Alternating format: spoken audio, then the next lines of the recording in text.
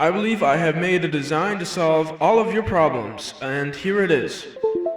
Vapes have a massive problem. They are extremely successful in the high schooler, middle schooler, and Subaru owner demographic.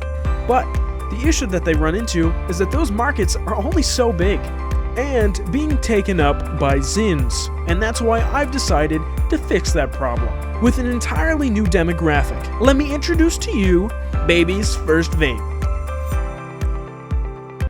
Alright, love you, Mr. Big T. Bye-bye. So the shareholders didn't like it.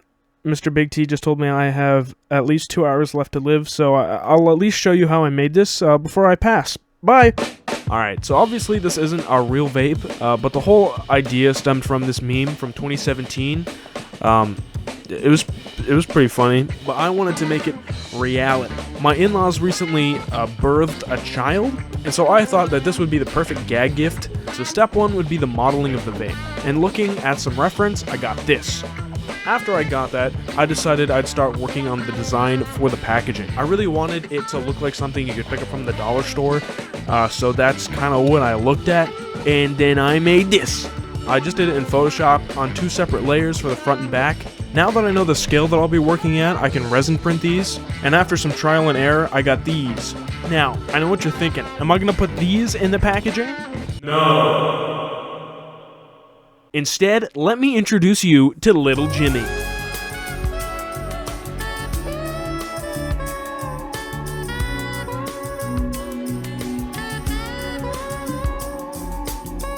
I ordered some different colored plastics, cut them into 5x5 pieces, and then loaded them into it. Then I flipped on the heat switch and threw a few vape pieces down below.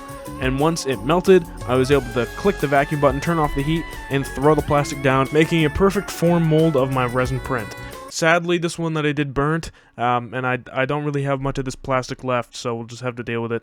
After vacuum forming the vibrant green vape, I had to vacuum form the plastic packaging that goes around it. For this, I just used clear PETG, and I actually messed it up, but I was able to just do it again with the same plastic, so pretty easy stuff. Now that I got that done, I needed to figure out how I was going to print and cut the graphics for the packaging, but luckily this is where Juliet comes in.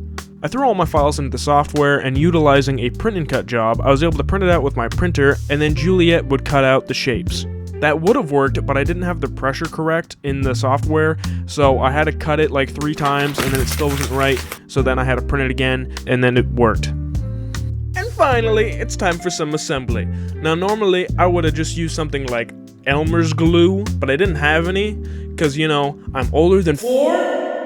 So I just took some super glue and glued everything down, and there we go.